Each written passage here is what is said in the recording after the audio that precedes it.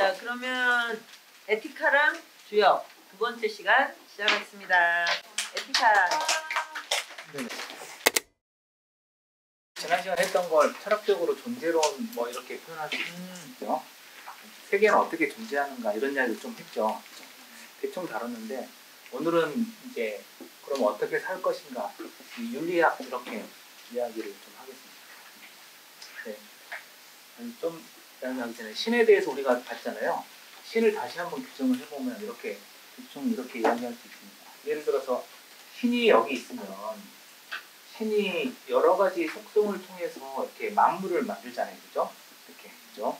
속성이 여러 가지 있는데 우리가 갖고 있는 대표적인 속성이 연장 속성하고 하유 속성이 있었죠. 그죠? 생각을 하는 것과 이런 길이를 갖는 것들이 있었죠. 그죠? 이걸 연장 속성이라고 하고 그런데 우리가 모르는 미지의 속성이 스피노자는 더 있다는 거고 이런 걸 통해서 우리가 만들어지죠. 이렇게. 그럼 이게 이 전체가 신인데 이 신을 잘 보면 아시겠지만 신은 이런 것들을 만들 때 인위적인 어떤 다른 목적이 있는 게 아니라고 그랬잖아요. 그죠? 목적이 있는 게 아니고 신이 존재함으로 만들어지는 거죠. 그죠? 신이 존재하기 때문에 만들어지는 거죠. 그래서 우리가 이거 지난 시간에 신은 자기 원인이기 때문에 만물의 원인이다 이렇게 표현했죠. 그죠? 그러니까 신은 스스로 존재하는 건데 그게 바로 만물을 창조하면서 존재하는 것이다 이렇게 했는데 신이 만물을 이렇게 만들 때 이게 신의 본성에서 나온 것이에요. 그죠? 이걸 네이처라고 하죠. 신의 본성에서 나온 거죠. 근데 또 한 가지는 신이 자기가 하고 있는 이 모든 것들을 동시에 알고 있겠죠. 그죠? 모른다면 신이 아니겠죠. 그죠? 그러니까 당연히 모든 것을 만들고 있고 그 모든 것을 알고 있죠. 그런 걸 기독교에서는 전능이라고 하죠. 그죠? 통념적으로 표현하면 전지전능이죠. 전능은 모든 것을 만드는 능력이고 그것을 다 알고 있겠죠. 그죠? 내가 무슨 일을 할 때 모든 게 내 본성에서만 나오고 첫 번째 내 본성에서만 나오고 두 번째 본성에서만 나오는 그 모든 것을 아는 것 그것을 뭐라고 하냐 스피노자는 능동이라고 합니다. 아시겠죠? 그러니까 신에게는 능동만 있는 거예요. 아시겠죠? 신에게 만약에 수동이 있다. 그러니까 자기가 하는 일이 자기 본성이 아닌 것에서 나온다. 그러면 신이 아니겠죠. 그죠? 그러니까 두 가지 조건이 지금 있죠. 신은 모든 걸 자기 본성 속에서 하고 두 번째 하고 있는 그 모든 것을 다 파악하고 있죠. 그죠? 참된 관념을 갖고 있겠죠. 그죠? 이걸 능동이라고 합니다. 이게 단서고 이게 기준이고 우리가 이제 해야 될 건 뭐냐면 이 윤리학을 따지려면 인간의 조건을 알아야 되겠죠. 오늘 하려고 하는 건 이건 인간의 조건. 그러니까 스피노자가 바라본 인간이란 도대체 어떻게 살아가고 있느냐 뭐 이런 거예요. 이걸 두 가지로 살펴볼 수 있습니다. 간단하게 보면 두 가지인데 철학책이 되게 두 가지로 구성이 돼 있어요. 인간의 조건이라고 하는 건 예를 들어서 우리가 이렇게 살아가잖아요. 그죠? 살아갈 때 세상과 만나지 않습니까? 그죠? 신은 세상과 만날 수가 없죠. 신밖에 없으니까. 그죠? 근데 우리는 다른 존재들이 많잖아요. 그죠? 다른 존재들을 철학적인 개념으로 뭐라고 그랬죠? 양태라고 불렀죠. 그죠? 양태. 우리는 모두인데 양태인데 우리는 전부 다 만물분의 일로만 존재하죠. 그죠? 그러니까 우리는 만물분의 일이지 만물은 아니잖아요. 그죠? 그러니까 만물분의 일이라는 뜻은 다른 말로 하면 우리는 늘 부분으로만 존재하죠. 만물의 부분으로만 존재하니까 당연히 우리는 어떡하죠? 우리 본성대로 살면 어떻게 되죠? 충돌하게 돼 있죠. 신은 충돌할 다른 본성이 없잖아요. 그죠? 그러니까 우리는 만물분의 일이기 때문에 늘 다른 본성과 충돌을 하게 돼 있고 두 번째 우리는 전지하지도 못해요. 다 알지도 못하는데 이걸 설명을 드리려고 하는 거예요. 지금 인간의 조건을 보면 첫 번째 인간이 경험할 때 첫 번째는 이론적으로 경험을 해요. 두 번째로는 실천적으로 경험을 해요. 나중에 보겠지만 칸트는 이게 순수 이성 비판, 실천 이성 비판 이렇게 두 개로 나눕니다. 스피노자도 동일해요. 이 두 가지로 나뉘는데 첫 번째 우리가 이론적인 경험을 할 때 예를 들어 보겠습니다. 여기 내가 있고 우리가 태양을 보잖아요. 그죠? 태양을 보면 태양이 굉장히 크다는 거 알고 있죠. 너무너무 크다는 거 알고 있잖아요. 알고 있어도 태양은 어떻게 보이냐면 동전만하게 보이죠. 그죠? 동전만하게. 동전보다는 크지 않아요. 동전보다 큽니까? 동전은 오, 하여튼 뭐 요만하게 보이잖아요. 그죠? 동전만하게 보이는 200걸음쯤 스피노자가 그렇게 썼으니까 우리 앞에 한 200걸음쯤 앞에 있는 동전만한 크기의 물체로 보이죠. 그런데 실제로 그렇게 짧은 거리에 작은 물건은 아니라는 걸 알잖아요. 이게 되게 중요해요. 분명히 우리는 태양이 엄청나게 크고 우리한테서 굉장히 멀리 있다는 걸 알고 있는데 왜 자꾸 작게 보이죠? 왜 작게 보일까? 이게 되게 중요합니다.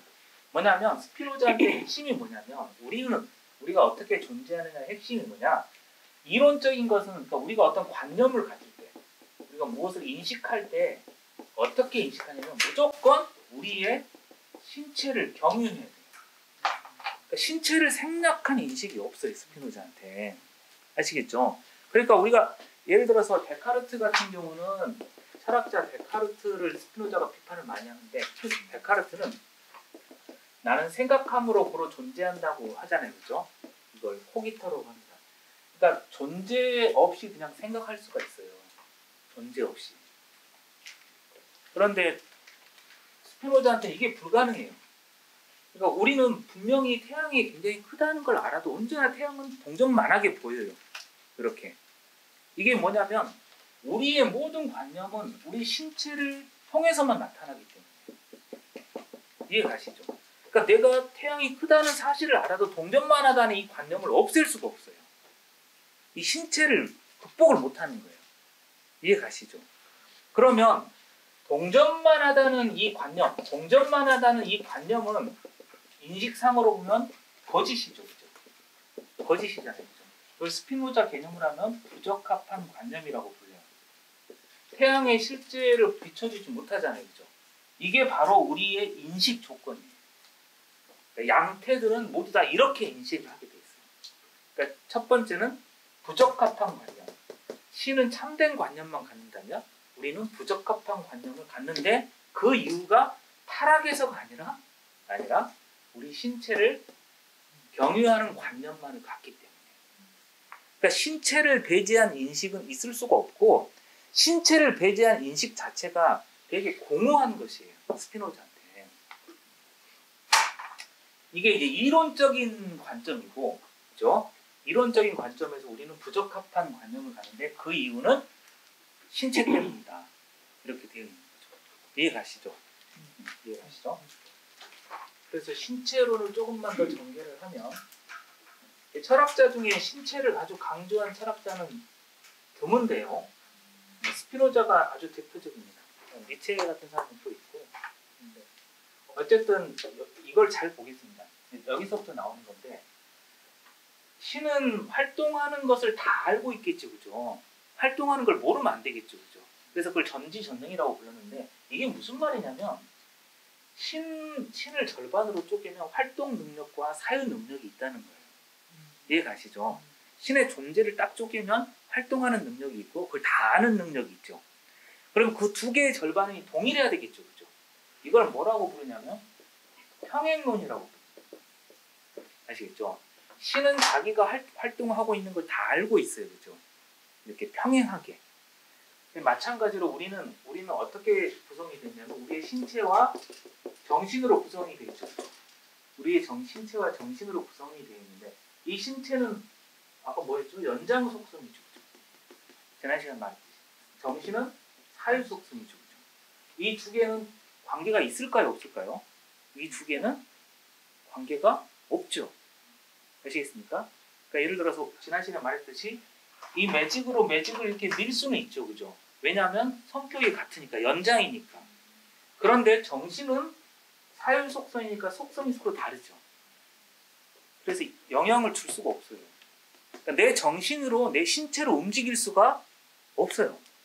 염력은 어떻게 해요? 염력. 그래서 그게 불가능하다는 거예요. 스피노자의 체계에서. 그러니까 신도 불가능해요. 아시겠죠? 그러니까 여기에 뭐가 없냐면 정신으로 우리의 신체를 의지를 가지고 움직일 수가 없어요. 이해 가십니까? 우리가 보통 뭐 한국 축구 얘기할 때 뭐 정신력 이러잖아요. 정신이 빠져먹었어 이렇게 썩어가지고 이게 불가능하다는 거예요. 스피노자 책에서. 그러니까 자유의지도 없어요. 자유의지를 가지고 내 정신으로 내 신체의 정념들을 통제할 수가 없어요. 왜냐하면 두 개의 속성이 다르니까. 이해 가시죠? 그러니까 스피노자한테 있는 것은 뭐냐면 내 신체가 갖고 있는 것과 정신은 평행하다는 거예요. 그러니까 내 신체가 내 눈이 내 시신경이 태양을 동전만하게 비추고 있으니까 나는 동전만한 태양이라는 관념을 갖는 것뿐이에요. 이해 가시죠? 그러니까 이 두 개는 평행해요. 이렇게. 그러니까 다른 말로 하면 신체가 능동이면 정신도 능동이라는 거예요. 근데 우리는 이걸 반대로 생각해요. 신체는 수동이어도 정신은 능동일 수 있다고 생각해요. 정신 차려. 정신력을 발휘해야지. 이렇게. 우리 신체와 정신은 평행하다. 이게 스피노자의 위대한 명제입니다. 우리는 그 반대로 생각하는데 그러니까 내 정신에 문제가 있으면 신체를 바꾸는 게 핵심이죠. 신체를 바꾸지 않고 자꾸 정신의 문제를 치환하는 경우가 많은데 그건 그렇지 않다. 모든 문제를 해결할 때 신체가 개입해야 된다. 이게 스피노자의 큰 명제고요. 이게 중요한 이론적인 문제에서 이렇게 결론을 내릴 수 있고 두 번째 실전적인 차원에서 문제가 있는데 지금 우리 이론적인 차원에서는 내가 여기 있고 나가 여기 있고 바깥에 어떤 사물이 있잖아요. 그죠? 약간 태양의 예를 들었죠. 이렇게 만나면 결론이 뭐였죠? 결론이 부적합 관념이었죠.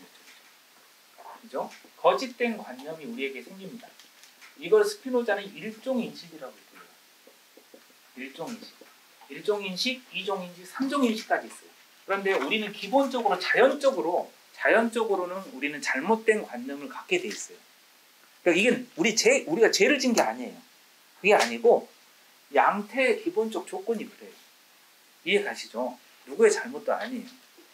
두 번째, 실천적으로는 우리가 외부 사물을 만나잖아요. 그러면 나에게 관념이 생기긴 하는데 특이한 관념이 또 생겨요. 예를 들어서 태양을 보았어요. 태양을 보고 있으면 내가 몸이 따뜻해져서 기분이 좋잖아요. 그죠? 그러면 내 신체의 완전성이 증가한다고 그래요. 이해 가시죠? 내가 사랑하는 사람과 만났어요. 첫 번째, 이론적으로 인식할 수 있죠. 저 사람은 내 사랑하는 사람이다. 이렇게 인식할 수도 있지만 두 번째로는 기쁘잖아요. 그죠? 사랑하는 사람 만나면.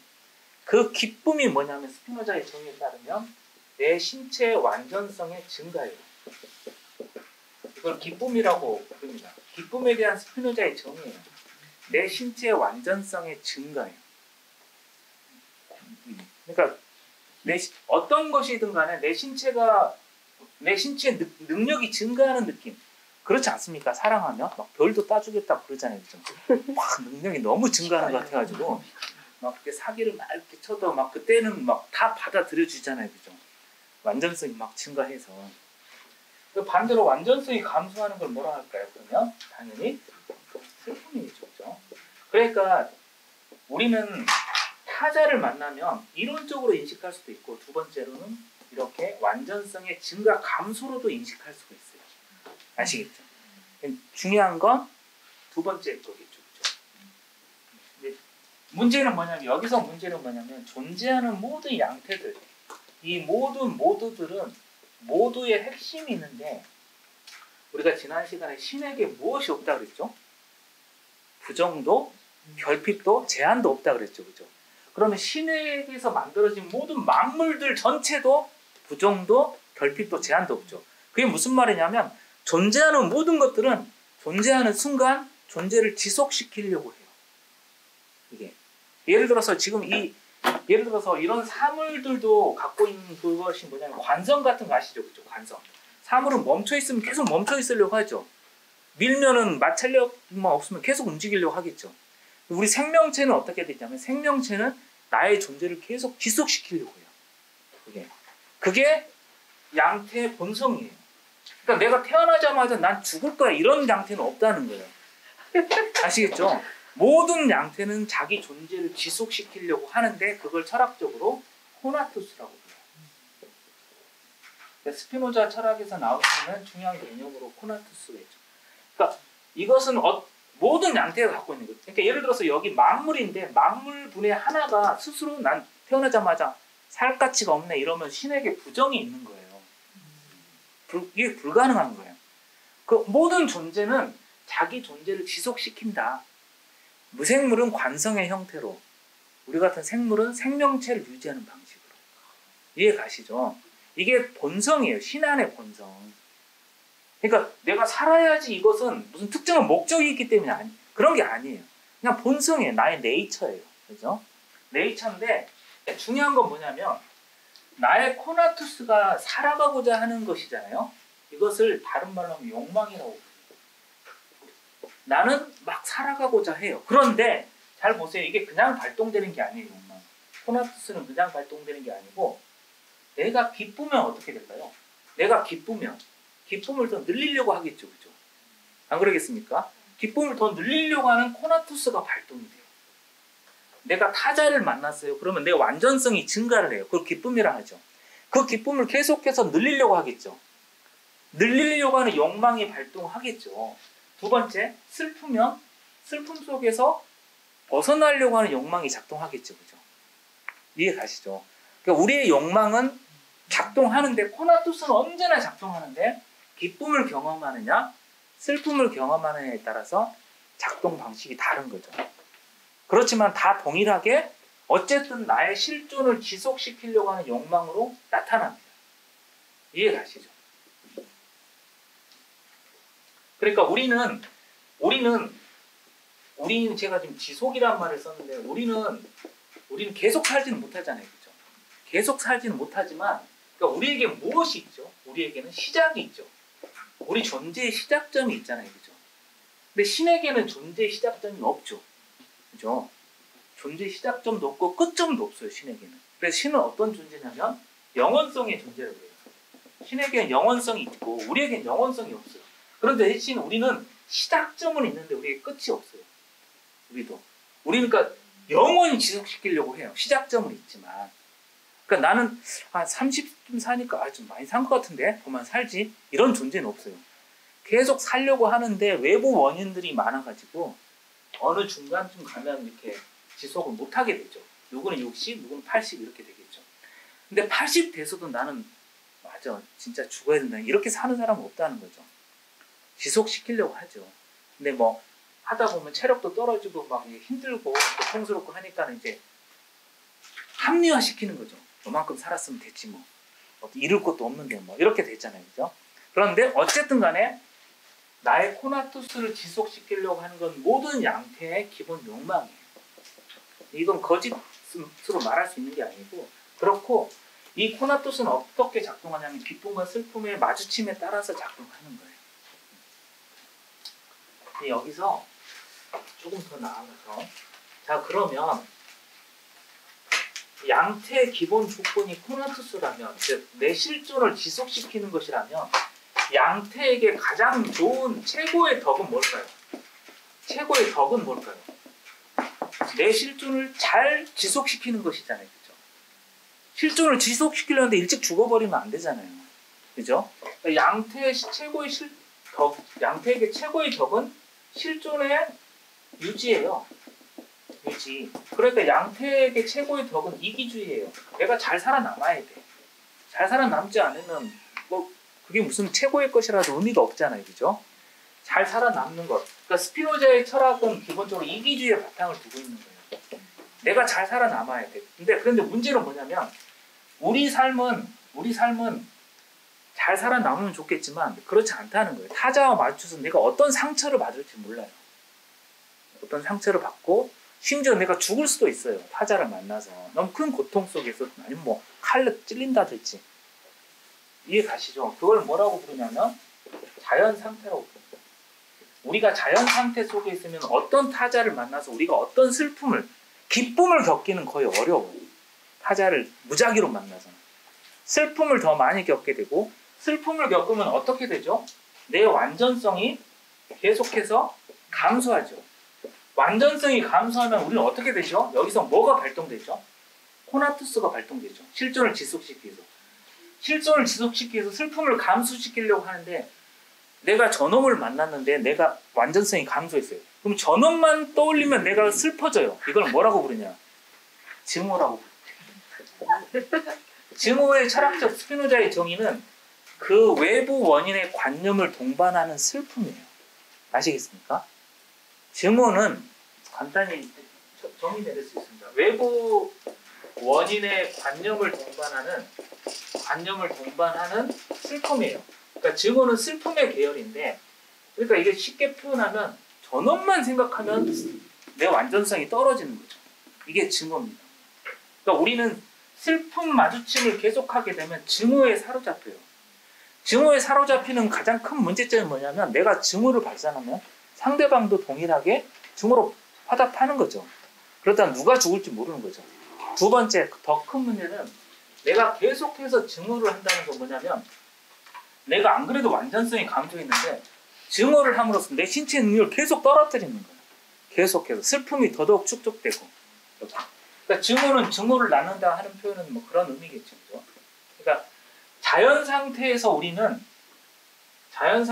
기쁨을 경험하기 힘들고, 그 다음에 슬픔이 너무 많고, 그래서 쉽게 증오에 빠지고 이렇게 됩니다. 다른 말로 사랑도 사랑과 증오니까, 사랑과 미움이니까 사랑도 정의 내릴 수 있습니다. 이걸 똑같이 하면 되겠죠. 외부 원인의 관념을 동반하는 뭐겠죠? 기쁨이겠죠. 그러니까 그놈만 생각하면 완전성이 증가해요. 그게 사랑입니다. 뭐 그게 강아지든 뭐든. 저것만 생각하면 내가 이렇게 완전성이 증가하는 건 사랑이에요. 근데 우리는 보통 나를 사랑해줬으면 원해. 왜 그렇죠? 나를 사랑해줬으면 원하는 게 뭐냐면 그 사람이 나를 대상으로 기쁨을 느끼는 거잖아요. 사랑이라는 게. 그럼 뭐냐면 그 사람도 기쁨을 느끼지만 그 사람이 나를 사랑해주면 나도 능력이 증가해져 자꾸. 내가 원인이 되었으니까. 그런데 내가 다른 사람이 다 나를 사랑해줄 원하고 다 이렇게 원하는데 사실은 그게 이루어지지 않죠. 이게 다 나를 사랑해줬으면 좋겠는데 그게 이루어진 적이 있습니까? 안 그렇잖아요, 그죠? 보통 살아가다 보면 사람들이 다 날 사랑한 것 같지 않잖아요, 그죠? 내 친구를 사랑해. 그죠. 늘 내 욕망은 배반당하잖아요, 그죠? 근데 너무 슬퍼지고 그러면 우리가 어떻게 되냐면 막 정신 승리법을 가지고 이건 포도는 맛이 없는 거야, 뭐 이렇게 하면서 이 자리를 떠나거나 저런 친구는 필요가 없지 뭐 이렇게 되잖아요, 그죠? 저런 남자도 필요 없다든지 뭐 이런 식으로 자꾸 정신 승리법을 쓰잖아요. 어쨌든 간에 우리 자연 상태에서는 이 슬픔이 계속해서 증가하는 형태가 돼요. 그래서 이런 우발적인 마주침에서 이 슬픔이 굉장히 커지잖아요. 삶의 슬픔이 굉장히 커지면 무엇을 바라게 되냐면 어디에 빠지냐면 공포에 빠져요. 네.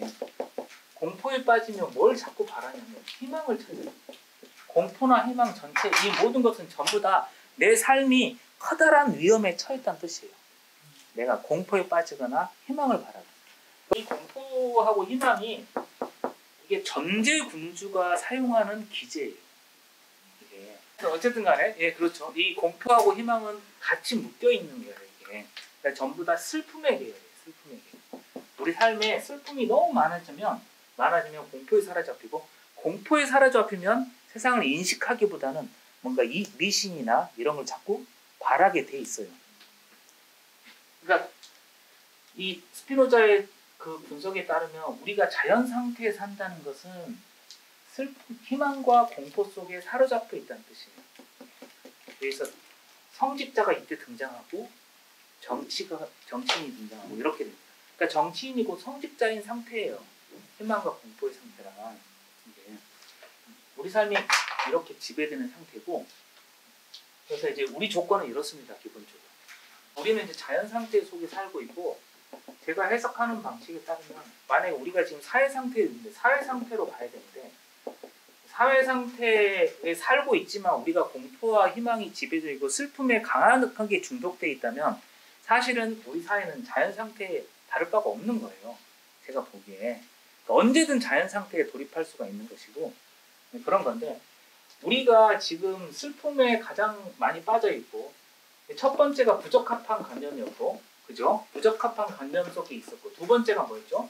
두 번째가 남이 슬프게 하면 거기에 증오를 표출하고 막 이렇게 돼 있었죠. 그죠? 내 본성대로 살 수가 없어요. 삶이. 내 본성대로 살 수 없는 이 삶을 뭐라고 부르냐면 수동이라고 부르죠. 수동을 영어로 패션이라고 하는데, 패션은 여러 가지 뜻이 있는데 뭐 순환의 뜻도 있고 그렇죠. 감정으로 보면 정념이라고 씁니다. 정념. 그러니까 내가 막 수동적인 감정이 사로잡히는 거예요. 누가 슬프게 하면 막 증오를 발산하고 이렇게. 전쟁 상태죠. 감정상의 전쟁 상태. 이런 게 정령 상태인데 우리는 기본적으로 이 조건 속에 있어요. 양태는. 이게 자연 상태입니다. 그러면 첫 번째, 우리가 신처럼 가려면 신에게는 불화나 제한이나 이런 게 없잖아요. 그죠? 우리가 가야 되는 목표는 이 신적 상태인데 신으로 바로 갈 수는 없고 그 과정이 필요한데 첫 번째 우리가 막 개인적으로 막 증오를 발산하고 이래서는 안 되겠죠. 이렇게 안 되겠잖아요. 그걸 끊으려면 가장 첫 번째 필요한 건 뭐냐면 공동체를 조직해야 돼요. 그러니까 신처럼 참된 인식을 가지면 좋겠지만 참된 인식을 바로 가질 수가 없어요. 왜냐하면 우리는 신체를 통과해야 되기 때문에. 이 신체를 통과하는 게 중요하니까. 그래서 공동체를 조직하면 좋은 공동체를 만들면 개인적으로 내가 막 증오를 발산하고 이러면 처벌을 해요. 아시겠습니까? 공동체는 처벌할 수가 있죠. 공동체는 처벌하는데 이 처벌의 힘이 뭐냐면 바로 공포와 희망이에요. 공동체는 이런 걸 갖고 있어요. 형벌이라는 이것이에요. 형벌이란. 네가 함부로 증오나 복수를 펼치면 처벌할 거야. 이렇게 개인적으로 자유로운 변형을 못하게 하는 거예요. 기본적으로 이렇게 해야 돼요. 이렇게 하면 무슨 일이 생기냐면 우선 우발적으로 슬픈 마주침들이 줄어들게 돼요. 기본적으로는. 공동체는 뭐냐면 첫 번째 우발적인 만남을 줄이는 것이에요. 그러니까 슬픔의 기회를 차단하는 것이에요. 기본적으로. 그렇게 하면 기본적으로 공동체를 통해서 남을 만날 때 내가 자연 상태 속에서 만나지 않게 되면 타자와 기쁨의 만남을 추구할 수 있게 돼요. 타자를 만나면 완전성이 증가하는 기쁨의 기회가 생겨요. 기쁨의 기회가 생기는 게 중요한 게 뭐냐면 내 완전성이 증가하면 신체도 완전성이 증가하지만 정신도 완전성이 증가하고 세상을 더 이해하려고 하게 돼요. 내가 슬프면 세상을 잘 이해하지 않으려고 하는데 기쁘면 기쁠수록 더 이해하려고 합니다. 기쁨의 경험이 늘어나면 그렇게 된다는 것이고, 첫 번째는 좋은 공동체를 만들어야 돼요. 좋은 공동체를 만들어야 되고, 두 번째 더 중요한 것은 지금 잘 보면 아시겠지만 우리는 여기 하나가 있고 여기 제가 있는 이렇게 부분 양태가 있다 그러면 내가 무슨 행위를 할 때 내가 아까 코나투스를 발휘할 때 타자가 원인이었잖아요. 그렇죠? 타자가 원인이었어요. 그런데 우리는 타자는 잘 몰라요. 타자는 모르고 내 신체에 나타난 상처나 아픔을 가지고 뭔가 코나투스를 발휘해요. 이해 가시죠? 내 신체에 입각해서 나는 살아요. 그냥. 그런데 이 신이었다면 자기 바깥에 원인이 없으니까 자기가 다 원인이잖아요. 그렇죠? 신은 자기 본성대로 살아도 되는데 우리는 내 본성대로 살면 자연 상태가 계속 지속되는 거예요. 그런데 그러니까 내 바깥에 타자가 있는데 타자가 나한테 분명히 영향을 주었는데 나는 타자를 알 수가 없어요. 근데 내 신체는 너무 아픈 거죠. 삶이 슬프고. 그럼 코나투스를 막 발휘하는 거 아닙니까? 그럼 이때 어떻게 해야 되죠? 이때 어떻게 해야 되느냐? 타자가 늘 있는데 모르는 타자가. 스피노자는 그럴 때 어떻게 하냐면 두 개의 공통성이 있으면 어떨까 이렇게 말합니다. 나한테 있는 부분과 타자한테 있는 부분이 공통적이라면 이 부분이 공통적이라면 이 부분은 어떨까요? 이 부분은 나에게도 있고 타자에게도 있다면 이 부분만은 어떻죠? 이 부분만은 내가 있는 것으로 인식해도 타자한테 있는 것이죠. 그죠? 타자하고 내가 같이 갖고 있는 거잖아요. 같이 갖고 있는 그 부분에 대해서 나는 잘못된 생각을 할 수가 없겠죠. 그죠? 자 봅시다. 여기 나하고 독사가 만났어요. 그럼 독사가 만나서 나는 어떻게 되죠? 나는 죽음으로 이를 거 아닙니까? 그죠? 완전한 자연 상태죠. 슬픔의 상태죠. 극단적인. 근데 나는 죽었지만 잘 보면 아시겠지만 나하고 독사가 만나서 내가 죽기 위해서는 나하고 독사에 뭐가 있어야 되죠? 먼저 공통성이 있었어야 되죠. 공통성이 없었다면 내가 물리지도 않았겠죠. 그죠? 공통성이 있었죠. 그죠? 공통성이 있어서 물렸는데 그 물련된 나에게는 슬픔으로 다가왔어요. 이해 가시죠? 그러면 공통성, 이때 공통성, 독사가 나하고 만났을 때 이 공통성은 너무 넓은 공통성이에요. 뭘까요? 연장 차원의 공통성이었겠죠. 그죠? 같은 연장을 갖고 있다는, 길이를 갖고 있는 생명체라는 공통성이죠. 그렇게 넓은 공통성은 우리를 만나기는 하지만 나에게는 슬픔으로 경험돼요. 이해 가시죠? 그러면 이 공통성을 좁혀보면 어떨까요? 공통성이 좁아지면 좁아질수록 나에게는 슬픔이 줄어들고 기쁨이 늘어나는 거예요. 예를 들어서 내가 어떤 사랑하는 사람을 만났다 이렇게. 그러면 그 사람하고 만나자마자 어떤 공통성이 있으면 막 말이 통하면서 막 즐겁잖아요. 그렇죠? 이렇게. 그때는 그 공통성이 뭐라고 규정할 수는 없지만 그 공통성은 나에게 기쁨을 주죠.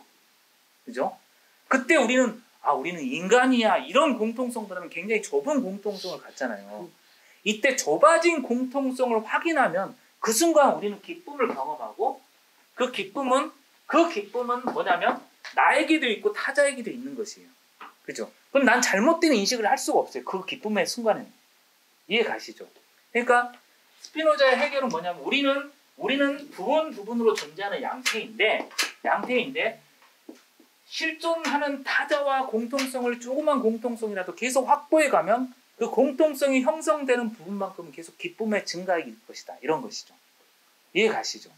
이렇게 해서 기쁨이 증가하면 증가할수록 그것은 무조건 참된 관념이에요. 그 사람과 내가 갖고 있는 공통성이니까 참된 관념이에요. 그 부분만. 그 참된 관념의 비율을 내 정신상에서 계속 늘려가는 거예요. 그러니까 기쁨의 마주침, 공통성의 경험의 증가, 계속해서 비율을 늘려가잖아요. 그럼 어떻게 될까요? 공통성이란 뭘까요? 공통성. 나하고 그 사람과의 작은 공통성이라도 이 공통성이라고 하는 것은 뭐냐면 그 사람과 나의 적합성이에요. 그 사람과 내가 만나서 적합하게 만난다는 뜻이에요. 그런데 나하고 독사하고의 공통성은 내 신체가 해체됐잖아요. 그죠? 이때 공통성은 작은 공통성이 아니라 너무 일반적인 공통성이에요. 그러니까 내가 이 사람과 만났을 때 잘 안 맞아. 잘 안 맞다는 것은 작은 공통성이 없었다는 뜻이에요. 근데 큰 공통성이 있는 거죠. 우리 같은 인간이잖아. 이런 거. 우리 인간이잖아. 이건 뭐냐면 사실은 우리가 서로 결합의 관계 속에 있지 않다는 뜻이에요. 이해 가시죠? 결합의 관계 속에 있는 게 아니라 사실은 해체의 관계 속에 있는 거예요. 나하고 독사의 만남처럼 해체의 관계 속에 있는 거예요. 그런데 우리가 이 사람과 작은 공통성을 형성하면 우리가 인간이라는 게 아니라 내가 이 사람과 주방 일을 할 때 뭔가 굉장히 기뻐요. 마음이 너무 잘 맞아. 리듬이 너무 잘 맞고 일이 잘 돼. 그러면 그 상태 속에서는 우리는 결합의 관계를 맺고 있는 거예요. 그런데 주방에서 일을 하는데 막 서로 안 맞아. 우리는 그때 인간이라는 공통성 이외에는 별로 없는 거예요. 서로가. 그러니까 사실은 이게 독사를 만난 것처럼 그 해체의 관계를 맺고 있는 거예요. 그러니까 우리가 막 작은 결합의 관계 속에서 공통성을 막 확인하고 이걸 증가시키잖아요. 이걸 스피노자는 이종 인식이라고 해요. 이 신체적 경험을 통해서 공통성을 형성하고 그 이종 인식의 경험이 늘어나잖아요. 그러면 공통성이란 무엇이냐면 적합하고 결합의 관계를 더 많이 갖는 거예요. 그럼 결합의 관계와 조화와 사랑의 관계는 뭐든 그럼 결합의 관계가 늘어날수록 갑작스럽게 도약하게 되는데 그게 뭐냐면 바로 신에 대한 관념을 갖게 돼요. 신은 뭐냐면 총체적으로 결합이에요. 신 안에 파괴가 없어요. 그러니까 내가 죽어도 신에게는 그게 결합의 관계예요. 나와 독사의 만남은 나에게는 해체지만 신에게는 결합이에요. 나와 독사도 신의 관점에서 결합한 거잖아요. 근데 나는 해체죠. 이해 가시죠? 그러니까 우리가 자꾸 작은 결합의 관계들을 자꾸 공통성의 결합을 자꾸 맺을수록 내 정신의 그런 공통 개념, 이종 인식이 증가하면 증가할수록 세계 전체는 어느 순간 결합의 관계 속에서 확인하고 그러려고 하는 욕망이 더 생기게 된다는 거예요. 그 단계가 3종 인식이에요. 마지막 3종 인식 단계. 근데 더 중요한 것은 3종 인식은 나중 일이고 중요한 것은 공통성을 형성하면서 공통 개념을 우리가 자꾸 많이 만들어야 되는 거예요. 공통 개념은 저 사람의 본질이 중요하잖아요. 저 사람이 부자고 이런 게 하나도 안 중요하고 직접 신체상으로 만들어 봐야 되는 거예요. 그러니까 선언적으로 공통성이 뭔지를 알 수가 없어요. 해봐야 되는 거예요. 직접 만나서 만들어 봐야 돼요. 만들어 봤는데 안 만들어져. 그러면 그 사람한테는 본질의 문제가 아니라 지금 작은 공통성들이 없는 거죠. 그러니까 막 혼자 막 대단한 걸 명상으로 해서 뭐 대단한 걸 깨닫고 이런 건 안 중요해요. 실제로 만나서 뭔가를 맞춰봐야 되는 거예요. 공통성. 그게 스피노자의 기본 윤리학입니다.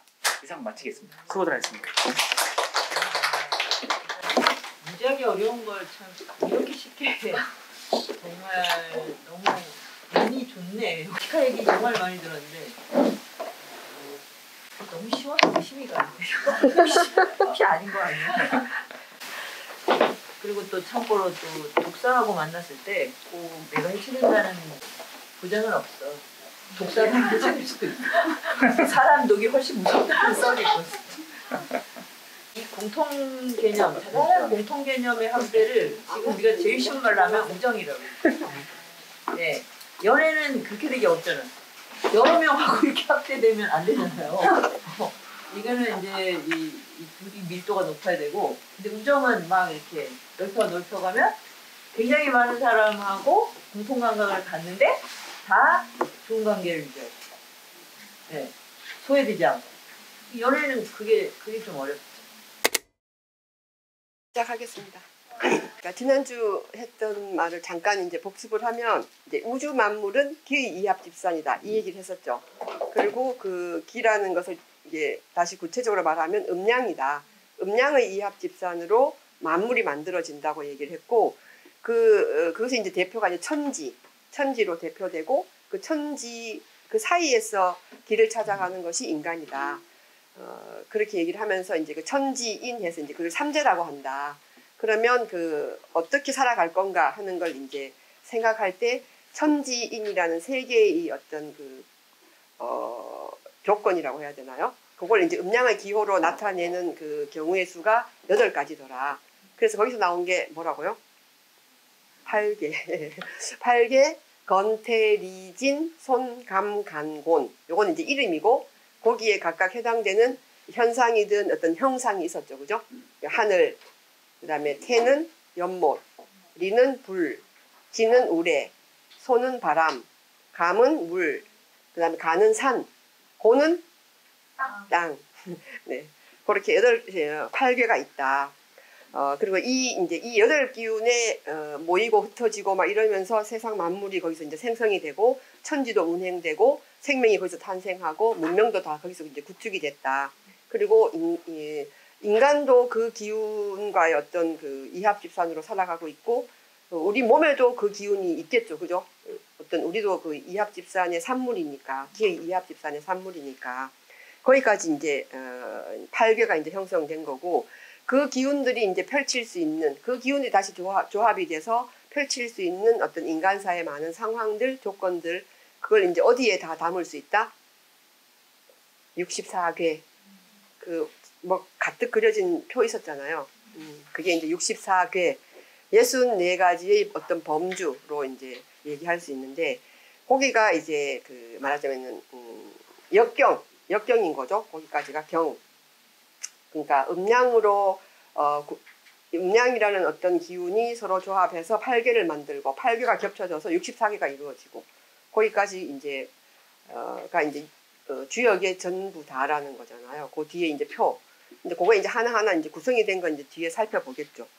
그리고 이제 이 주역의 탄생 과정을 또 얘기를 했었는데 그 경 부분까지 탄생에 관여하신 분이 복희 씨와 문왕과 주공이다. 이 얘기를 했었고 그리고 그 경만 이렇게 보면은 이제 해석이 잘 안 되니까 거기에 이제 해석을 단 것이 이제 전인데 합쳐서 우리는 경전이라고 주로 얘기를 하고 그러면 역경 말고 이제 역전이 있겠죠. 역을 해설한 거니까 역전 해설은 뭐 이런저런 말이 있지만 일단 공자님이 해설을 하셨다고 본다. 근데 이제 우리가 보통 어떤 그 텍스트를 해설할 때 그 해설 속에 자기의 철학, 사상, 관점이 드러나는 거잖아요. 그러니까 이번 주 수업은 이제 그걸 가지고 그러면 거기에 담긴 어떤 사상 이런 것도 얘기를 하면서 구체적으로 우리 보고 어떻게 살라고 하나 이걸 이제 살펴보려고 해요. 그러니까 주역에서 이제 우리가 알아야 될 용어들이 있는데 그러니까 주역을 이해하기 위한 용어라는 거는 굉장히 핵심적인 개념이겠죠. 그러니까 효의 위치를 나타내는 용어가 있어요. 그러니까 효의 위치를 나타내는 용어가 있는데 효가 몇 자리라고 했죠? 6개. 그러니까 6효의 자리가 이제 각각 정해져 있어요. 그러니까 정해져 있다는 게 거기 오면은 바르다, 제대로 왔어라고 하는 게 있는데 그럴 때를 바를 정자를 써서 정을 얻었다라고 얘기를 하는데 어떻게 오면은 정이냐 하면 홀수 자리에 양효가 오고 짝수 자리에 음효가 오면 정이에요. 양효, 음효 머릿속에 그릴 수 있죠? 머릿속에 양효 그려보세요, 손으로. 네. 음효. 그쵸. 끊어지는 게 음효죠. 그러면 양효는 어디에 와야 되죠? 6개의 효 중에 1, 3, 5. 그러니까 초효, 3효, 5효 자리에 와야 되고 끊어진 음효는 2, 4, 6인데 이제 6을 부르는 이름은 그 밑에 나와 있죠. 그건 다음에 보기로 했던 2, 4, 6에 음효가 와야 되고 1, 3, 5에 양효가 오면 제자리에 왔어라고 얘기를 하는 거예요. 그 다음에 이제 그건 이제 제자리에 왔다는 거고 그 다음에 중이라는 게 있는데 가운데 중자를 써서 그러니까 효의 위치가 이 괴에서 가운데에 왔냐 안 왔냐 하는 거예요. 그러면 6개의 효에서 가운데를 잡을 수는 없죠. 3과 4 사이가 가운데잖아요. 그러니까 요거는 원래 이 64개의 이 가닥, 6 막대기를 겹쳐 놓은 것은 어떤 게 2개 겹쳐진 거죠? 몇 개짜리가? 3개짜리 소성괴가 겹쳐진 거잖아요. 그러니까 나눠 보는 거예요. 그러니까 그 아래에 있는 3개의 막대기를 하괴 또는 내괴 안에 있다고 해서 그 다음에 위에 있는 거를 상괴 또는 외괴라고 하는데 그냥 상하로 부를게요. 아래 하괴에 있는 데서 가운데 자리가 어디예요? 2번째. 그러니까 이 효가 중을 얻은 거예요. 걔는 일단 그 2번째 자리에 놓이는 거는 중이에요. 그리고 상괴에서 가운데 자리는 어디예요? 5효가 중을 얻었죠? 그러면 2번째와 5번째에 놓인 효는 일단 중을 얻었다고 보는 거예요. 그러면 그걸 다 합쳐보면은 중도 되고 정도 되는 그런 자리가 있겠죠? 그럼 일단 중정이 되려면 몇 번째가 가능성이 후보에 올라요? 2효, 5효가 후보에 오르죠. 근데 중은 무조건 2효, 5효면 중이니까 그럼 정까지 얻으려면은 2효에는 뭐가 와야 돼요? 음효가 와야 되고 그 다음에 5효에는 양효가 와야 되죠. 그러니까 2효에 음효가 오면 2효 자리에 음효가 오면은 중정하다고 하고 5효 자리에 양효가 오면 중정하다고 해요. 그러니까 이 주역에서는 중정이 최고예요. 그러니까, 중정하다고 하면은 전체를 보는 안목이 있고 그때 맞는 어떤 행위와 말과 그런 걸 딱딱 맞게 하는 사람. 그런 사람을 중정하다. 지나침도 모자람도 없는 그런 거를 때에 맞게 잘하는 이런 사람이 쉽게 말하면 그런 거죠. 그러니까 중과 정을 다 얻은 6,2와 9,5를 굉장히 좋은 어떤 위치와 캐릭터로 보는 거죠. 그 다음에 이제 그 부르는 이름은 초효, 2효, 3효, 4효, 5효, 상효. 그게 이제 부르는 이름 명칭인데 호칭이죠. 그러니까 호칭인데 거기서 여기 보면은 아까 전에 2효와 5효가 굉장히 좋다고 했죠. 일단 좋은 자리라고 했죠. 물론 때에 따라 좀 다르긴 하지만 근데 그 중에서도 어떤 게 가장 좋아요? 5효겠죠. 그죠? 근데 좀 이상한 게 상효가 아니고 5효인 게 조금 이상하긴 하죠. 예. 안 이상한가요? 우리는 더 높이 올라가면은 좋다고 생각하잖아요. 어쨌든 이 자리 있는 자리 중에서 가장 높은 자리가 좋은 거 아니에요, 보통은? 근데 주역에서는 그 하나 밑에가 좋아요. 5효가 좋고 상효로 올라가면 약간 대체로 흉해요. 그러니까 그런 걸 좀 알고 계시면 되고 그 다음에 뒤로 넘어가면은 효의 관계를 나타내는 용어가 있어요. 응, 비, 승 이렇게 있는데 응이라는 거는 서로 이렇게 잘 통하냐, 서로 밀접한 관련이 있냐 그런 걸 얘기하는 건데 그거는 상괴와 하괴로 나눴을 때 하괴의 초효, 상괴의 초효 그러니까 전체로 보면 1, 4죠. 그 다음에 하괴의 2번째, 상괴의 2번째. 그림을 그리는 게 맞습니다. 아, 그래요? 처음 듣는 사람은 이게 지금 무슨 종이 나무처럼 그리거든요. 알겠어요. 그림으로 보면 너무 쉬운데 말로 들으면 무슨 근데 여기 이제 제자리 온 거예요, 다. 1, 3, 5가 양이고 2, 4, 6이 음이잖아요. 그리고 이제 요거는 이제 정이고 아까 이제 중정하다는 건 요거 중정하죠. 요게 중정한 거예요. 근데 지금은 뭘 보냐 하면 관계를 보는 거예요. 관계는 누구와 누가 밀접한 관계가 있냐 하면은 이렇게 나누면 얘와 얘가 같은 처지잖아요. 이 하나의 괴식 보면은 첫 번째, 두 번째, 이렇게 세 번째. 요끼리 아주 밀접한 관련을 맺는 거예요. 그러니까 초효와 사효, 그다음 2효와 5효, 3효와 상효 요렇게. 요게 이제 응의 관계예요. 그다음 비의 관계는 뭐냐 하면은 이웃하고 있냐. 이 어깨를 나란히 한다는 빗자거든요, 이게. 그러니까는 이거는 이런 밀접한 관계 이런 거 말고 이거 좀 약간 더 속 깊이 만나는 게 응이고, 그다음에 이웃하고 있냐 하는 거. 그러면 초효의 이웃은 누구예요? 2효죠. 2효의 이웃은 얘도 이웃이잖아요. 그러니까 1과 초효와 3효가 이웃이죠. 3효는 2효, 4효 그렇게 가는 거예요. 그럼 3효는 5효가 이웃이고 비관계에 있다고 얘기하는 거고, 승은 뭐냐 하면은 아래에 있어야 마땅한 음이 양을 올라타는 거예요. 그럼 이 중에서 어떤 게 그래요? 사효네, 사효. 그거 따지는 건 주로 이제 여기에서 좀 따져요. 2, 3, 4에서 좀 따지니까 이 양효를 타고 있죠, 사효가. 이러면 약간 이게 문제가 생기는 거죠. 배반. 그러니까 이제 군주를 배반한다든가 뭐 군주를 배반하는 신하라든가 이런 경우가 생기는 거죠. 네. 그런 거를 찾아내기 너무 그 다음에 승이라는 그 밑에 승은, 위에 있는 승은 탈승자예요. 승강기 할 때 타는 걸 승강기라고 하잖아요. 타고 내리고 하는, 올라가고 내려가고 하는 거를 승강기라고 하니까 그건 위에 올라탈 승자고, 밑에 있는 거는 이어받을 승자잖아요. 그러니까 밑에 있어야겠죠. 그러면 어떤 게 이 승 이어받을 승자에 놓여 있는 거예요? 2효가 양효 아래에 있으니까, 그렇죠. 그 다음에 이 4효도 5효 아래에 있으니까 뭔가 다소고시 밑에서 뭐 이어받을 준비를 하고 있는 거잖아요. 예. 그래서 비, 승은 이해가 가죠. 네. 그 다음에 이제 이렇게 해서 이제 점을 쳤어요. 점괘가 나왔어요. 그러면 점괘를 풀이하는 용어가 있는데, 크게 보면은 길하다, 흉하다가 이제 양극단에 있겠죠. 그 맨 위에 있는 길과 흉이 양극단으로 놓여 있고, 뭐 길은 다 알죠. 흉도 다 알죠. 네. 그 다음에 근데 그 밑에 있는 두 가지, 그러니까 길에 가까이 있는 회와 흉에 가까이 있는 리는 좀 달라요. 그러니까 회라는 건 뉘우치다, 뭐 말하자면 성찰한다는 거죠. 반성한다, 쉽게 말하면 자기의 잘못을, 허물을 이제 돌아보는 거죠. 그렇게 하면 어디로 갈 확률이 높아요? 길, 흉 중에 길로 갈 확률이 높죠. 길로 나아갈 수 있는 여지가 있는 거죠. 그런 노력을 하는 거예요. 그 다음에 그 밑에 있는 흉에 가까운 리는 인색하다, 부끄럽다 이랬는데, 여기서 인색하다는 거는 구두쇠 이런 얘기하고 좀 다르게 허물을 고치는 데 인색하다는 거예요. 성찰과 반성을 안 한다는 얘기죠. 그럼 어디로 가기? 성찰에 인색하다는 얘기거든요. 그럼 어디로 주로 가게 될까요? 흉.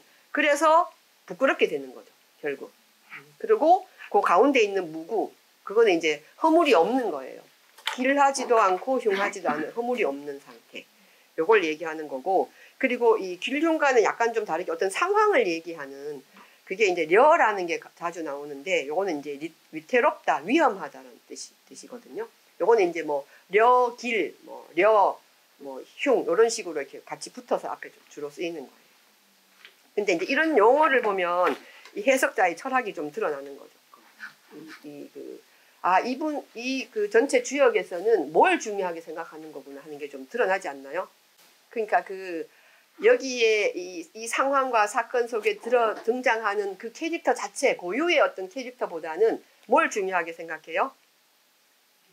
위치나 관계, 어떤 배치 속에 있는가, 이걸 중요하게 생각한다는 거 알 수 있죠. 이런 용어들과 요거 속에서 막 강요하는 느낌.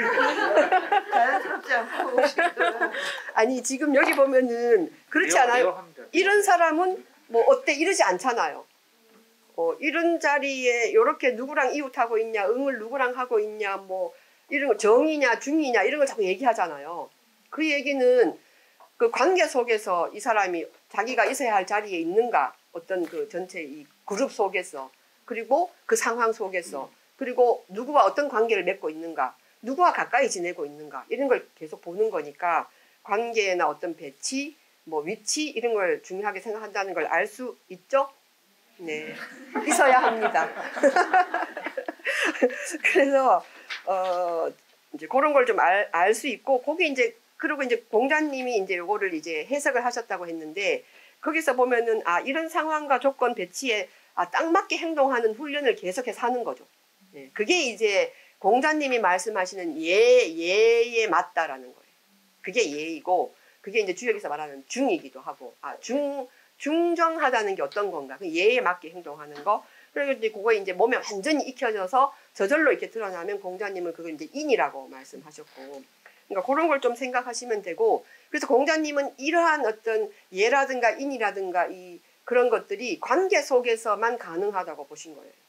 혼자 있을 때는 뭐 자기가 아주 훌륭한 사람이라고 상상할 수 있지만 어느 자리에 갔는데 자기가 이상한 말 생각지도 않았던 이상한 말을 하거나 이상한 행동을 하거나 해서 그냥 구설수에 오르고 이렇게 되는 거는 관계 속에서만 정말 드러났다가 사라지는 거거든요.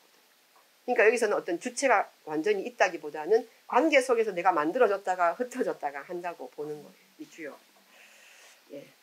그리고 이제 그 다음으로는 직접 괴로 한번 들어가 보겠습니다. 산수몽을 간단하게 하고 거기 보면 이제 네 번째 괴예요. 요거는 산수몽. 위에 있는 그러니까 산수라는 건 어디서 나왔냐 하면은 8괴에서 위에 있는 게 산이죠.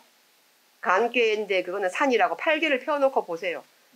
그러면 지난 시간에 나눠드린 8괴를 펴놓고 보면 이렇게 생긴 걸 간이라고 했고 산을 형상화한 것, 산으로 형상화된다라고 말을 했었거든요.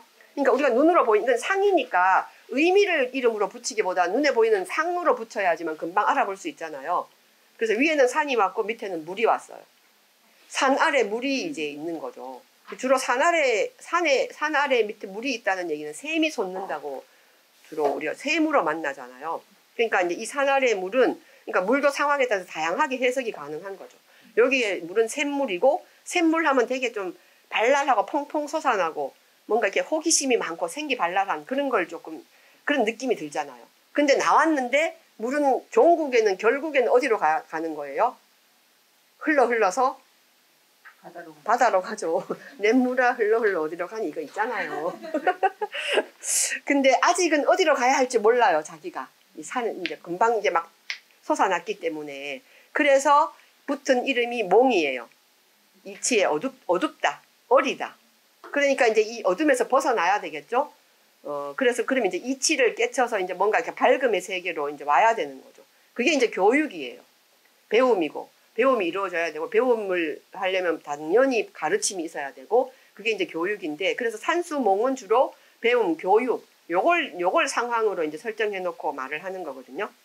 대상전은 사실 거기 상활 그러고 해 놓은 거는 경에는 속하지 않아요. 전의 하나인데 여기서 자연으로부터 윤리를 도출한 걸 가장 잘 보여주기 때문에 제가 거기다 써놓은 건데 군자 이 과행 육덕이라고 했죠. 그래서 이제 거기서 샘물이 이제 과행이라는 과단성 있게 아주 과감하게 행동한다 이런 뜻이거든요. 그리고 육덕이라는 거는 육이 기른다는 뜻이니까 덕을 기른다. 그러니까 이제 샘물이 나와서 어디를 갈지 모르고 가는 길에 무수히 많은 모험과 우여곡절을 겪겠죠. 그러면 그때 그 순간 어떤 걸림돌이 있거나 힘겨움이 있을 때 과단성 있게 나아가야지만 바다까지 갈 수가 있겠죠. 근데 그렇게 과감하게 나아가려면 뭔가 이렇게 그걸 뒷받침해 줄 수 있는 어떤 덕 이걸 이제 계속 길러야 하는 거죠. 그래야지 방향을 잡고 갈 거 아니에요. 그러니까 그 과정이 바로 교육이라는 거죠. 이해가 가요? 아니 선생님 제가 질문을 드려서 아니 첫 번째 몽형 그거는 좀 이제 제가 그 다음에 얘기를 하려고 그거는 이제 그거 이제 지금 이제 막 하려고 합니다. 용어를 괴사, 효사, 뭐 상전 이런 걸 모르니까 그거는 지난 시간에 얘기를 한 것 같은데. 한 번 들으면 다 압니까? 알겠습니다. 그러면 이제 그 상에 대한 설명이에요. 요거 지금 한 거는. 그거 말고 이제 그 다음에 내려가서 나오는 게 몽형, 비하구, 동몽, 동몽구와 초서곡, 제3독, 독즉불곡, 이정. 이게 전체 이 괴상이, 이 괴, 산수몽괴가 어떤 그 전체 상황을 말하는 건지 그리고 그 전체 지도와 방향은 어때야 하는 건지를 말해주는 거예요. 이걸 괴사라고 하는데 이 전체 그림을 그려줘야 가지를 4번을 제가 뽑는다는 겁니까? 4번을 뽑았을 때 해석을 해준다는 겁니까? 그렇죠. 4번에 어떤 효를 뽑는 거예요. 그죠. 이런 그림을 뽑았을 근데 때 이제 지금은 그냥 이 괴를 제가 전체 설명을 하고 있는 거예요. 주역이 이렇게 구성되어 있다라는 딱 거. 뽑았는데 산수몽괴 사효가 나왔어. 그러면 이제 몽괴 전체를 한번 읽어보고 그렇죠. 읽어서 사효가 내가 지금 처해 있는 상황이야. 이렇게 되는 거죠. 그러려면 이제 전체 상황이 어떤 상황인지를 내가 알아야 하고 이제 거기에 기준점이 있어야 될 거 아니에요. 해석을 하려면 지금 그걸 지금 제시해주고 있는 거예요. 그래서 여기 몽은 형통해. 그리고 비하구 동몽. 여기서 이제 핵심인데 내가 동몽한테 막 배우라 하고 동몽을 구하러 다니는 게 아니라는 거예요. 그게 아니라 동몽구아, 아가 나 아자인데 동몽이 그러니까 아직 그 어리고 그런 어떤 그 어두움 속에 들어있는 그 동몽 어린 아이가 나를 구해야 된다. 스승을 찾아와야 되는 거예요. 여기서 아는 이제 나이면서 동시에 스승이겠죠. 그리고 그거는 이제 교육에서 가장 중요한 배우려고 하는 사람이 배움의 열정을 가지고 스승을 찾아가야 한다는 전제를 말해주고 있고 그 다음에 나오는 게 초서곡. 그럼 구체적으로 배움의 과정은 어때야 되냐. 초서곡, 제3독. 초서곡이라는 건 처음이잖아요. 서는 이제 점을 친다는 서자인데 그냥 점은 묻는 거잖아요. 그러니까 처음 물으면 곡 답해주고 제3독. 제3이라는 건 2번, 제가 2번이고 3은 3번이잖아. 2-3번 자꾸 물으면 이거는 모독하는 거다. 배움을 모독하고 스승을 모독하고 자기 자신을 모독하고 배움이라는 걸 모독하는 거야. 라고 해서 이제 그렇게 모독을 하면 불곡, 안 가르쳐줘야 돼. 가르침을 멈춰야 된다. 거부해야 된다. 이 뜻이에요. 이렇게 하는 것이 배움과 가르침에서 올바르게 하는 거예요. 그래야 이롭다. 아시겠죠? 그래서 엄마한테 떠밀려서 오면 안 된다. 자발적으로 와야 한다. 이런 뜻이기도 해요. 근데 물론 떠밀려서 왔는데 자발성이 생길 수도 있죠. 근데 안 생기는 게 대부분이죠. 그리고 그 다음에 이제 효사로 넘어가는데 그러면 이게 전체적인 이제 방향을 말해줬으면 구체적으로 1, 2, 3, 4, 5, 6의 상황이 어떻게 전개되며 어떤 스텝들을 밟게 되는지 아니면 어떤 태도들을 취할 수 있는지를 얘기하는 게 효사예요. 그러면 초육은 보면 발몽, 이용형인, 용탈질곡, 이왕린이라고 돼 있어요. 그러면 이제 우리가 앞에서 배운 것들을 활용해야 돼요. 그 발몽하면은 이제 몽을 벗기려고 하는 거잖아요. 그럴 때 이용형인, 이롭다. 뭐가 이롭냐? 용형, 형벌을 사용하는 것이 이롭다. 누구에게? 사람에게, 인에게, 그러니까 동몽이겠죠. 그에게 형벌을 사용하는 것이 이롭다. 근데 용탈질곡, 그래서 그 질곡에서 벗어나게 해줘야 된다. 그러니까 형벌을 사용해서 질곡에서 벗어나 주는 것도 되겠지만 형벌을 사용하는데 그게 너무 계속 가면은 좋지가 않잖아. 그게 질곡이 될 수 있으니까. 그래서 나중에 이제 어느 정도 깨달으면 질곡에서 벗어나게 해줘야 된다는 거죠. 그러면 이제 이왕린, 그렇게 계속 가면 부끄럽다. 계속 그렇게 막 그 형틀을 메워놓고 이렇게 가면은 부끄럽게 될 수 있다. 그 얘기를 하는 거예요. 근데 요걸 이제 해석할 때 앞에서 봤던 그 자리와 관계를 봐야 되는 거예요. 이게 양의 자리에 뭐가 왔어요? 음이 왔죠. 초효는 양의 자리였잖아요. 양의 자리에 음이 왔죠. 안 그래도 어려서 지금 목매하고 어두운 상태인데 음효니까 더 어두워요. 양효는 막 뻗어나가는 기운이 있는데 음효는 어둠이, 빛의 반대는 어둠이고 뭔가 약간 좀 무겁고 가라앉고 이런 거거든요. 그러니까 더 깜깜해지겠죠.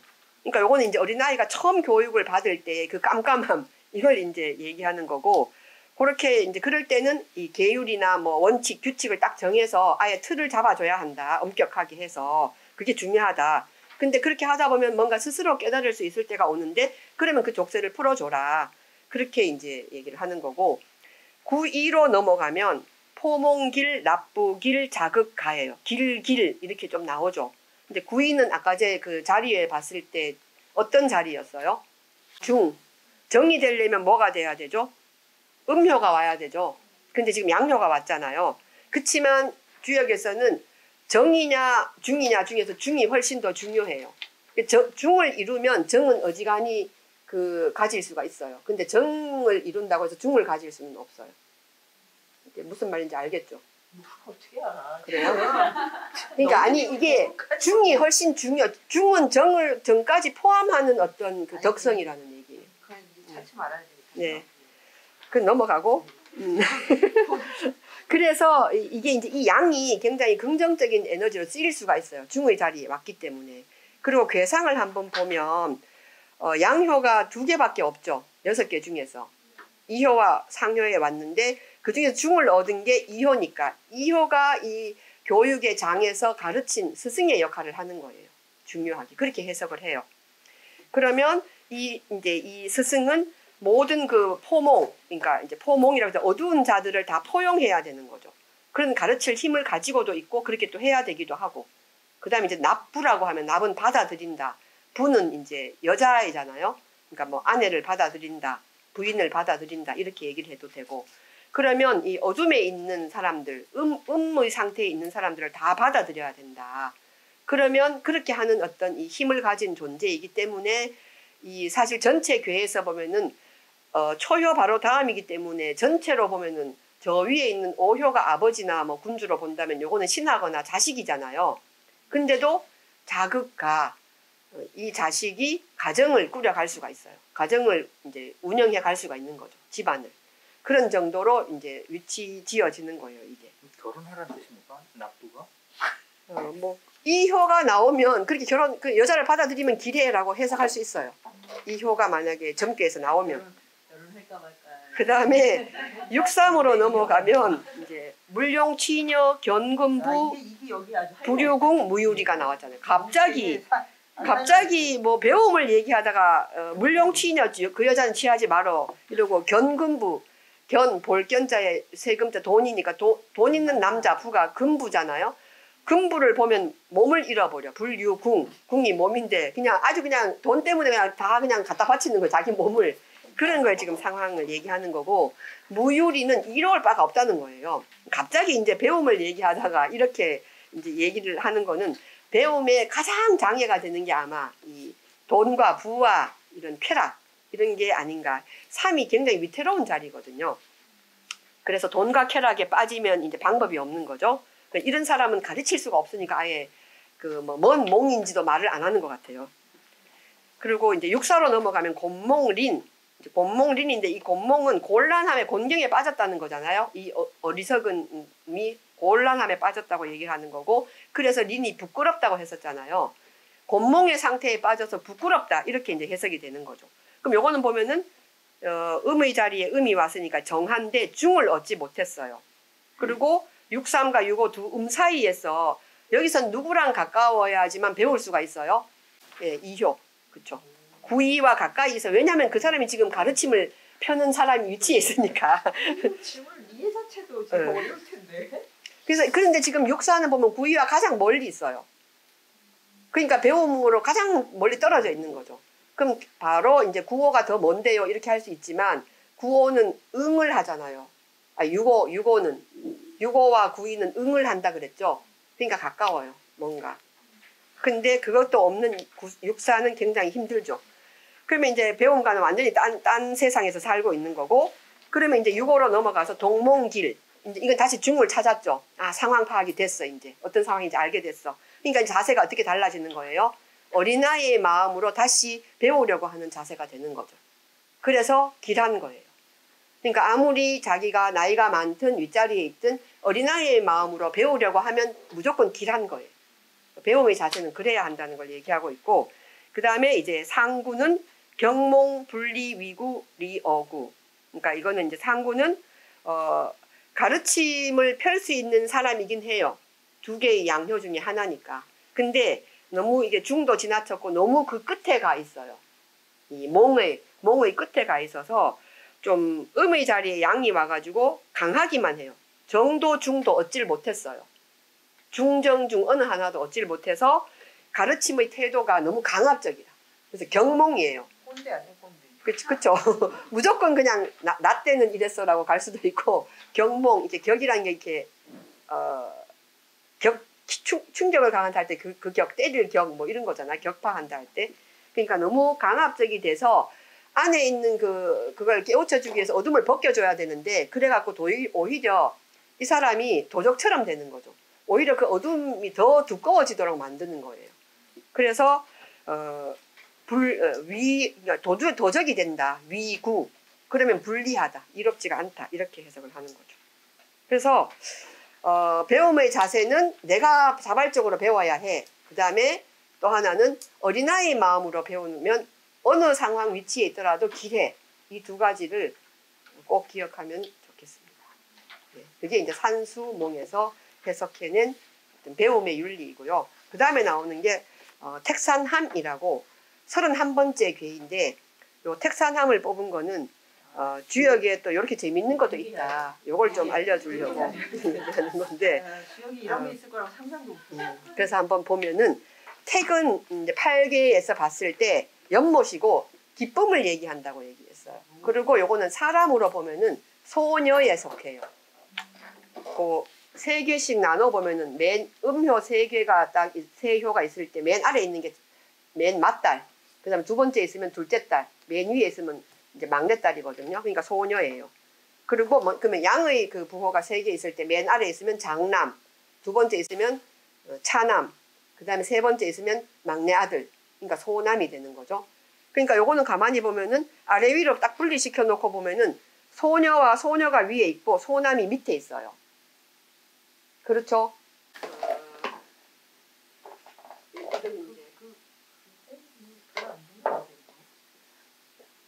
잠깐만요.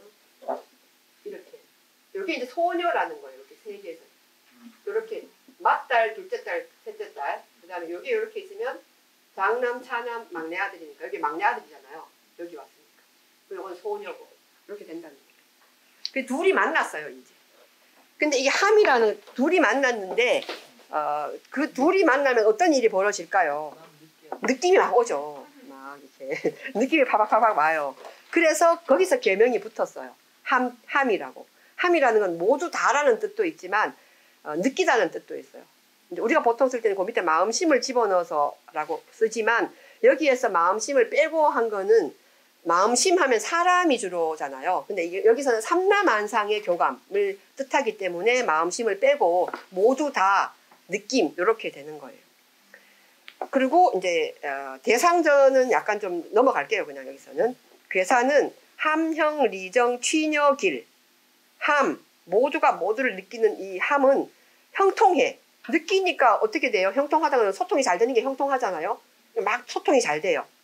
그러면 이거는 굉장히 이롭겠죠. 형통이 뭐가 잘 소통이 되고 교감이 되고 해야지 뭐가 만들어지잖아요. 지난 시간에 얘기할 때 이 역이라는 건 변화고 변화 속에 생성이 일어난다고 했고 그래서 만물을 살리는 게 이제 이 역의 천지가 해야 되는 일이고 인간도 그 사업에 동참해서 우리도 뭔가를 자꾸 살려야 한다. 낳고 살리고 생성하고 해야 한다라고 얘기를 했는데 이제 그거하고 이제 연결하면 되겠죠. 그러면 이제 이게 그렇게 하는 게 형통하고 그러면 여자를 취하면 길하겠죠. 이게 만나야 뭐가 이루어지니까 생성이 되고 느낌도 오고 가고 이게 되니까 이제 그런 상황이라고 일단 보고 이제 그 중에서도 가장 그 발랄하게 만날 수 있는 게 젊은 남자와 젊은 여자기 때문에 소녀와 소남을 이렇게 딱 아래 위로 배치해 놓은 거예요. 그리고 여자를 위해 남자를 아래 해놔야 이게 또 잘 돼요. 여자는 이렇게 내려오는 음적인 기운이 있고 남자는 올라가려는 양적인 기운이 있으니까 만나겠죠. 이걸 바꿔놓으면 조금 이제 덤덤해져서 이게 좀 잘 소통이 교감은 잘 안 되는 또 다른 물론 안정감이 있기는 하겠지만 그래서 이제 효세하로 넘어가면 초육은 어디에서 느끼냐 하면은 함기무 무가 엄지발가락이에요. 이제 엄지발가락에서 느끼기 시작했어요. 느낌의 초기 단계예요. 그래서 영화 같은 거 보면 이게 책상 밑으로 발가락을 꼼지락꼼지락 마주치. 그렇게 야한 얘기를. 아니 발가락을 마주치지 않나요 처음에 시작할 때? 본인 경험입니다. 아 영화에서요. 그래서 그러니까 아주 그 초기 단계고 굉장히 아직은 굉장히 그 범위가 협소해요. 엄지발가락 수준이에요. 6위는 함기비 흉 거길. 함기비는 장단지예요. 이제 느낌이 어디까지 왔냐면 장단지에 왔어요. 근데 이제 그것만 아직은 근데 이게 완전히 온 건 아닌데 막 성급해져 가지고 뭘 하려고 하면은 흉하다는 거예요. 근데 이게 이제 아까 전에 여기 중정하잖아요. 6위니까. 그래서 그나마 그 자기 자리에 아직은 그 느낌을 느끼기만 하면서 가만히 그 자리에 있으면 길할 수 있다라고 이제 얘기를 하는 거죠. 성급하면 안 된다. 근데 성급하지 않을 수 있는 거죠. 중정해서. 그 다음에 9.3은 뭐냐 하면은 함기고 집기수 왕린. 고는 허벅지예요. 느낌이 이제 허벅지까지 올라왔어요. 어쨌든 그렇지만 아직 하체죠.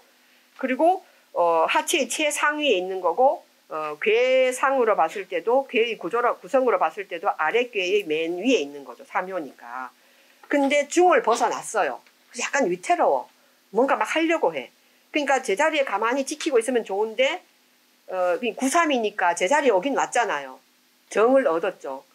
양효가 양효의 자리에 왔으니까 정을 얻었으니까 제자리에 있을 법도 한데 이 초육 6위에 벌써 엄지발가락으로부터 장단지까지 올라오고 그게 이제 허벅지까지 올라오니까 막 못 견디는 거예요.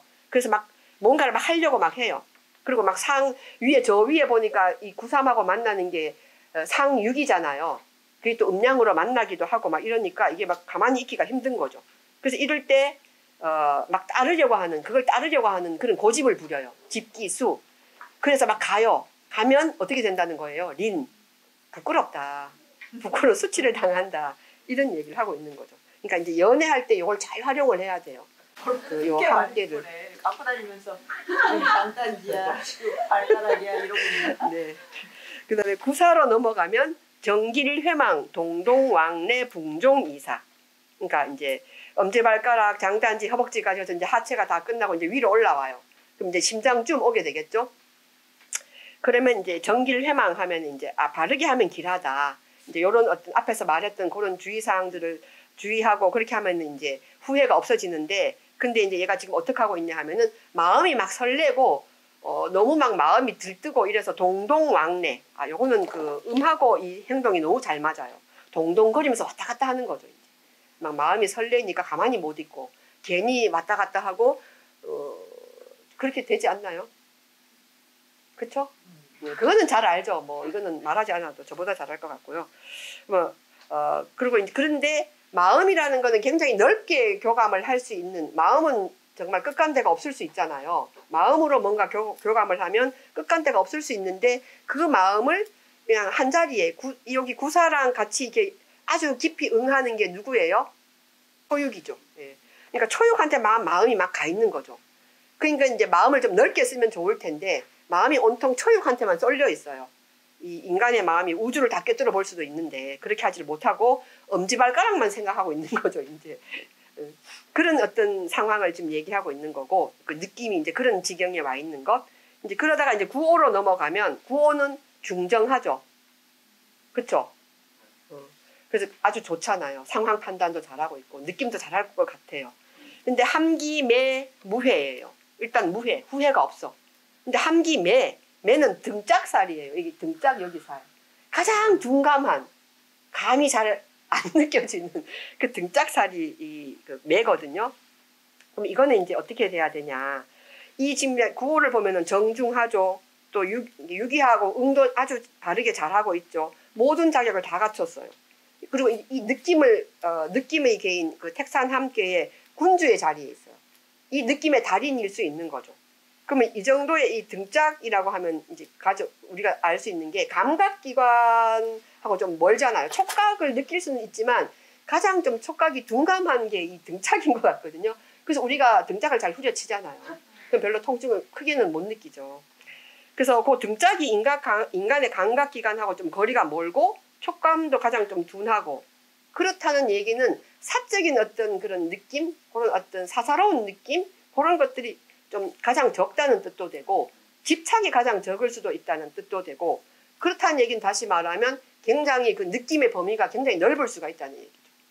밑에 있던 그 구사의 동동왕래하고는 좀 대조가 되는 그런 어떤 그러면 거기에서 오는 그 감흥하는 것, 느낌의 그 기쁨은 아주 그냥 하나에 집착해서 막 느끼는 그 느낌하고는 굉장히 다른 그런 기쁨을 느낄 수 있고, 그 감이야말로 이 우주 많은 만물들과 교감할 수 있는 능력을 가진 게 9호예요. 그러니까 여기서 이제 지향하는 이 택산함께서 궁극적으로 지향하는 감은 이런 감이겠죠. 이런 느낌, 이런 교감, 이런 걸 얘기하는 거고, 그다음에 상육으로 넘어가면 함기보협설. 보는 이 위턱을 말해요. 말을 할 때 이게 이 도구잖아요. 턱이 움직여야지 이게 말을 할 수가 있죠. 협은 뺨을 말하고 설은 혀를 말해요. 이게 다 말할 때 동원되는 그 부위잖아요. 근데 이것이 느낌 직접 느끼는 건 아니죠. 느낌을 말할 수는 있죠. 언어로 표현할 수는 있는 거죠. 이 느낌으로. 그래서 이제 근데 이런 어떤 언어로 말하는 느낌은 좀 왜곡이 일어날 수가 있어요. 그래서 이제 뭐 우리가 뭐 말로만 뭐 어떻다 저떻다 말하는, 그러니까 이제 그런 것이 생기기 때문에 그런 걸 약간 이제 느낌에서는 정말 내가 신체적으로 오고 가는, 아까 이제 에티카도 이 신체를 통과한 뭐가 중요하다고 하셨는데, 여기서도 마찬가지로 내 신체의 직접적인 어떤 그 느낌들을 통과한 어떤 느낌이 진정성이 있고 진솔할 수 있다. 근데 이제 언어로 이게 내 판단과 이성과 이런 걸로 나오는 어떤 느낌은 조금 왜곡될 수 있다. 되지 않나? 그럴 수도 있죠. 근데 약간 좀 그런 거 감흥하지 않나? 혀와 뺨으로 감흥할 수 있는데 뭐. 있기는 한데 약간 좀 얄팍하다는 느낌도 좀 들어서, 너무 거기에 몰입한다는 느낌도 들어서 약간 좀 그렇게 해석할 수도 있을 것 같아요. 그래서 약간 좀 이런 건 약간 좀 경계하는, 이제 이 중정한 자리를 넘어서 버렸다, 이거는 약간 지나치다, 이렇게 해석할 수 있는 거죠. 그래서 여기까지가 이제 제가 오늘 준비한 강의 내용인데, 일단 여기서 이제 아까 제가 했던 그 배움이라는 거는 어떤 이런 느낌의 세계를 배우는 것이기도 해요, 주역에서는. 그래서 어떤 분이 역은 뭐라고 말할 수 있냐라고 했더니 그냥 느낌의 세계다. 그러니까 뭐 동월 선생님은 느낌의 우주, 결혼의 우주 뭐 이렇게 얘기하시던데, 그런 어떤 우주, 생명의 우주, 이런 걸 좀 느끼는 것을 우리가 배우는 것, 주역의 세계는 그런 거라고 보시면 돼요. 이 변화나 이런 걸 통해서 그런 세계를 우리가 계속해서 배운다. 머리로만, 이성으로만 뭔가를 하는 게 아니라 그런 세계를 우리가 체득하는 것, 그게 주역이 우리에게 이제 주는 메시지이고, 우리가 그렇게 살아가도록 우리한테 좀 바라는 거죠. 이상입니다.